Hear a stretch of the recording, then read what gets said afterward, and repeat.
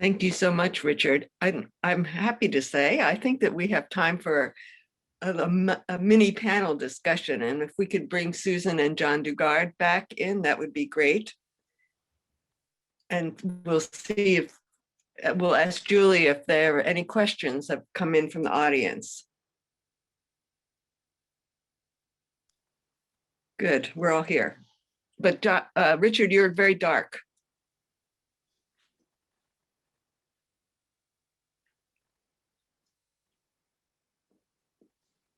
Julia, do we have any questions?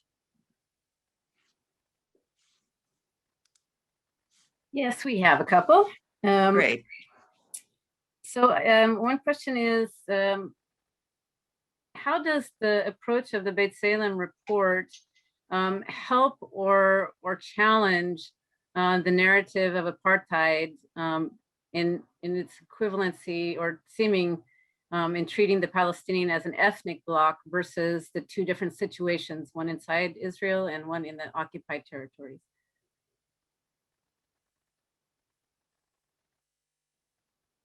Susan, do you want to respond to that? I actually couldn't, it was breaking out for me. Could you repeat the question, please?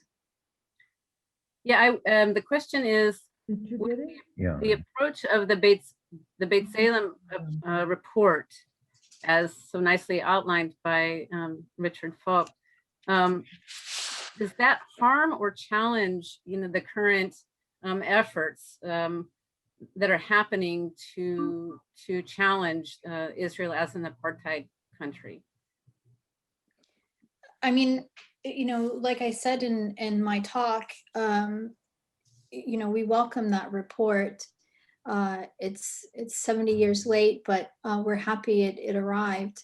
I think it only helps. Unfortunately, Palestinians have been saying the same thing for 70 plus years. But the reality is that everything we say is not believed for whatever reason, and it matters when Israelis repeat it and catch up to what we've been saying, because as you've seen, the world is has reported on that, and they've responded to it, not nearly enough. I don't think the New York Times has really written about it, which is astounding, really. And it speaks to, their bias that Palestinians have also been talking about for quite a long time. But it's right there, and it's laid bare for the world by an Israeli human rights organization that is respected worldwide, and which makes it a lot harder to ignore. So yeah, it's certainly a good step. It's not nearly enough, I don't think, but it's there. John, do you have any response to that question? Yes, I would just like to make it clear, particularly in response to a comment made by Richard, and that is that I think it's important to distinguish between apartheid in the larger territory between the Mediterranean and the Jordan, and apartheid in the occupied territory for the purposes of criminal prosecution. I must stress that the International Criminal Court only has jurisdiction over the crime of apartheid within the Palestinian territory, that's within the borders of Palestine as it was in 1967, West Bank, Gaza, and East Jerusalem. So I accept that apartheid is practiced between the Mediterranean and the Jordan River, but when it comes to the prosecution before the International Criminal Court of the crime of prosecution, that's only possible in respect of the occupied Palestinian territory. Nice. And I noticed in reading your memoir, John, that you began it by saying, I was 11 when apartheid entered my life. I remember it well. On May 26, 1948, 12 days after the declaration of the State of Israel, the National Party won the South African general election on the platform of apartheid. So you and other people remember South Africa before apartheid. And today we know South Africa after apartheid. But as Susan pointed out, there is no before in Israel. I mean, Israel has always treated Palestinians and the people living in Palestine the way they treat them today. It's more a matter of degree than of kind. So do you think it makes a difference, or what are the implications of there being no before apartheid Israel? But it's not true to say that apartheid was not practiced in South Africa before 1948. South Africa was a typical colonial society, and in South Africa, race discrimination was practiced in the same way that it was in most colonies and in the American Deep South. So there's always been some form of race discrimination in South Africa. There's no shortage. But it was institutionalized, right, in with the government. Institutionalized, yes. Yeah. And I'm not sure that makes any distinction. I just wonder if it's more difficult because we can't say, well, you didn't used to do this, that you had a government before that didn't do this, but that's not the case, really, with Israel. South African governments before 1948 were not well disposed towards blacks either. Sure. Julia, are any more questions coming in that we can ask? Yeah, we have another question here. What will it take for the US media to cover the apartheid issue, do you think? We don't see it. We didn't see really any fanfare, basically, about the Beit Salem, or very little discussion outside, of the NGO community. So what do you think will it take to change that in the US, to get the US media to cover it?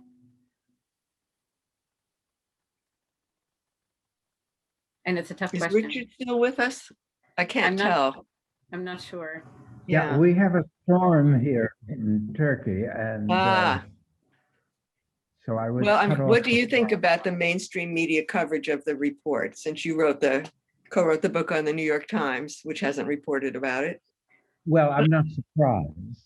That the first thing I'd say, that there still is a kind of liberal Zionist control over the discourse on Israel-Palestine. And there's, even though I think the apartheid language is now much more accepted as descriptive, it still is not fairly treated.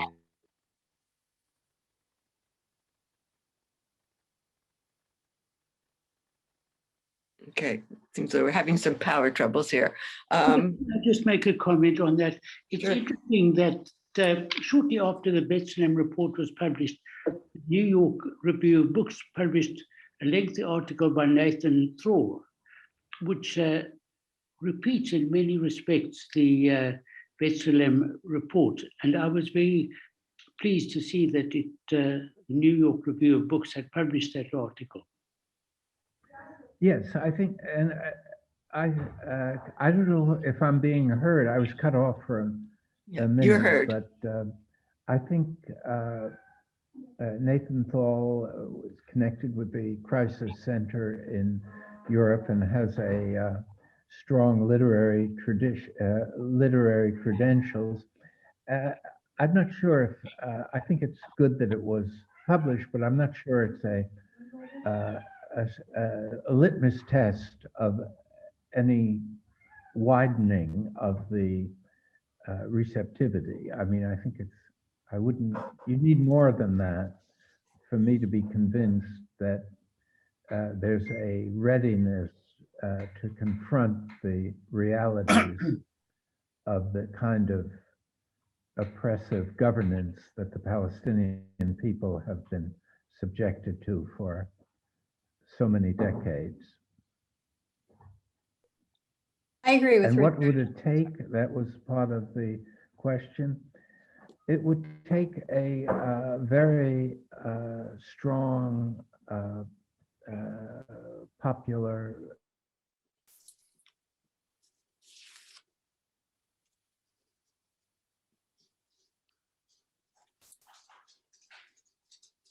We've lost Richard. Oh, it sounds like it, yeah. the weather conditions here are not conducive to good communication. So we heard you up to what you thought it would take to get a broader discussion. I'm sorry about the interruptions. Can you hear me? You're back, however. Doesn't it all come back to the question of anti-Semitism, that for any publisher to publish critical material about Israel, that publisher will run the risk of being labeled as anti-Semitic with serious consequences? And I'm sure all three of you have been labeled anti-Semitic, and I'm wondering what kind of, or how you respond to it. What's an effective response to that false charge? The Israeli no response. You can, because usually hate mail is anonymous, or anti-Semitism takes the form of exclusion from professional life, and so it's very difficult to deal with the allegation of anti-Semitism head on. And it seemed to take on a life of its own with Jeremy Corbyn, for example. I mean, that's how he was perceived by the media and everything. But both Richard and I were subjected to tremendous hate mail and allegations of anti-Semitism when we were special rapporteurs. And another thing I was curious about, John, is were you treated as hostilely as Richard was by Israel? Or certainly not. I was allowed to enter Israel and Palestine and to make an assessment of what was happening on the ground, whereas Richard was declared a persona non grata almost immediately he assumed office. So there was a great distinction. I think to some extent it was because I was not as well known as Richard, and also I was a South African, and at that time there was still memories of a close relationship between South Africa and Israel. yeah. Okay, thank you. Julia, do you have any more questions coming in? Yeah, one question about the BDS movement, because in South Africa, there was a large movement in the United States, across campuses in the United States, to boycott, divest, and sanction South African apartheid. There is a robust effort on behalf of the Palestinians, but it has been labeled as anti-Semitic and is an existential threat to the state of Israel. And it seems that, that those activists who are supporting BDS now in Palestine, against in support of the Palestinian rights. So how can that movement be effective as it was for the South African case? And I asked Susan and John, and if we have Richard back, but I think for all three. Susan first. Yeah, I mean, I think, John and Richard have already spoken to this. I mean, the weaponization of the anti-Semitism label has been hugely effective in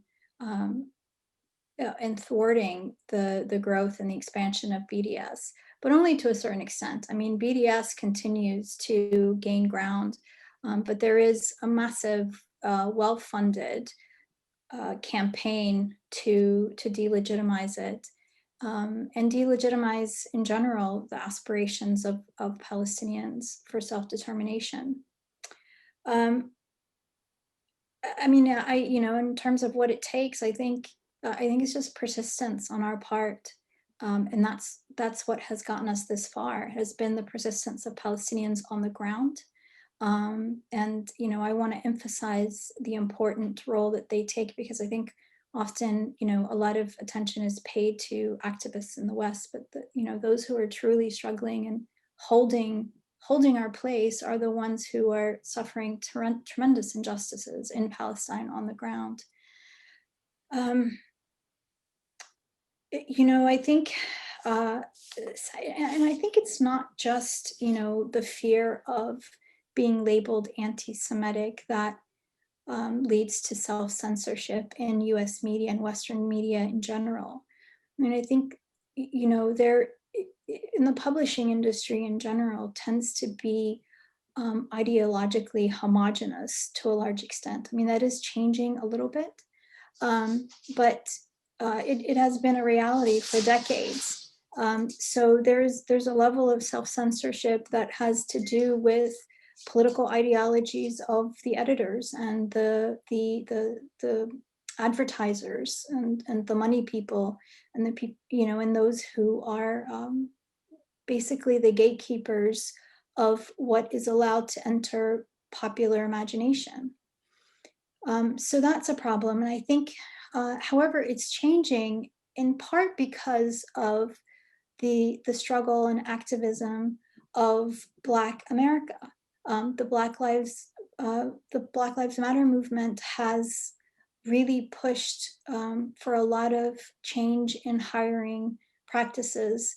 I mean, a good example is that, you know, like my book just got reviewed in the New Yorker, something that would have never happened before, you know, they were, you know, had, you know, a larger number of people of color on the editorial board. And I also want to comment about the, you know, the Nathan Thrall article. I think it was an excellent article, but again, it sort of, this supports what I was saying earlier about, you know, it's only the only people who get to speak really in such large public platforms are Israelis or Jewish Americans.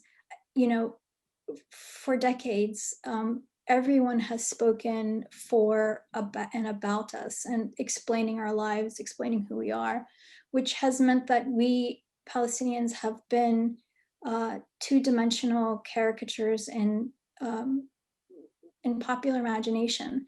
Either we are either terrorists, you know, or we are pitiable refugees. Rarely has the full breadth of our humanity been presented in major Western media outlets. That is starting to change, but it's very slow. And I think that's part of the groundswell as well. And it's part of what this requirement for mass popular mobility on this issue. Can people hear me? Can I add a word? Yes, we can hear you. Yeah, see, I think one important aspect of the present situation is that the Israelis have learned from the South African collapse of apartheid. And the weaponization of anti-Semitism is part of the effort to not have that same experience,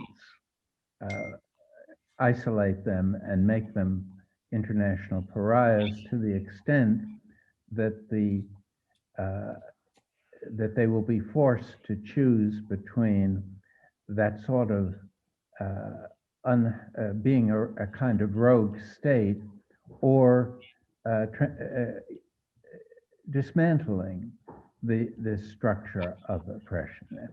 And Israel has, in recent, really for at least the last decade, has recognized that armed struggle is not the threat that primarily it faces, but rather it's the threat from what I call the domain of symbolic politics, the accumulation of public outrage, moral and legal considerations that have generally led a militarily weaker side to prevail in most of the internal struggles since the end of World War II. The collapse of all these colonial powers occurred when the weaker side militarily was able to take control over this symbolic domain and persist in their struggle to the point where the other side either gave up or reached some kind of decision to accept the demands of those that they had been oppressing. So my feeling is that this kind of struggle, if it goes on sufficiently, combining resistance from within and global solidarity from without, will create a situation where the Palestinian right of self-determination will finally be achieved.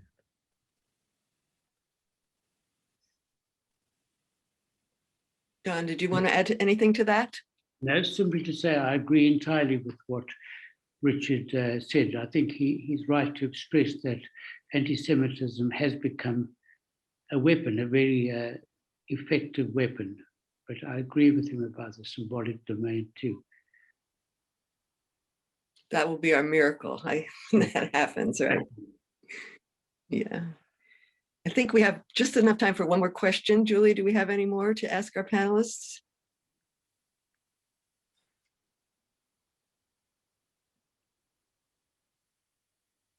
If not, then I think we will thank all of you. I just wanted to mention real quick that I Okay. do have a comment here from one of the audience Okay. about the Nathan Thrall article that was written, I'm sorry, Susan, that was written in January 2021 called The Separate Regimes Delusion, which is the two different West Bank, Gaza, East Jerusalem, and the Palestinian citizens of Israel, as Susan was speaking to earlier.